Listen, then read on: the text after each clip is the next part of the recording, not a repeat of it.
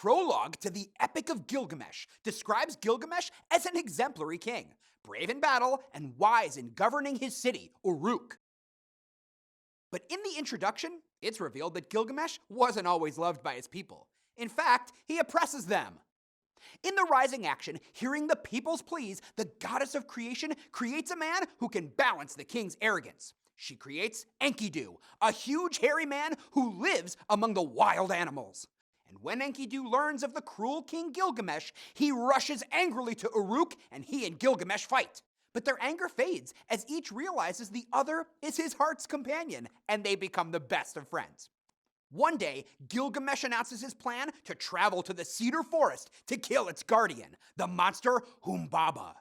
After battling the heroes, Humbaba pleads for his life and then curses the men before the king cuts off his head.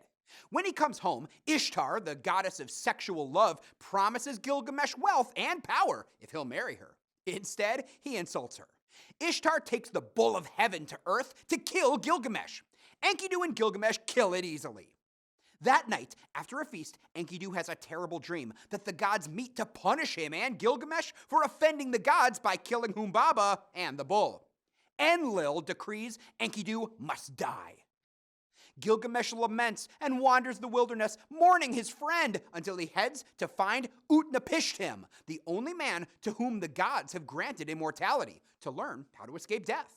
In the climax of the epic, Utnapishtim explains to Gilgamesh how he and his wife became immortal in a long aside. In the following action, Utnapishtim then sets a test for Gilgamesh. If he can stay awake for 7 days, perhaps the gods will grant him immortality. But exhausted, Gilgamesh falls asleep instantly and sleeps for 7 days. In the resolution, Gilgamesh and Urshanabi depart for Uruk, and Gilgamesh proudly shows off his city to Urshanabi. He has become a wise king who appreciates his mortality and his people.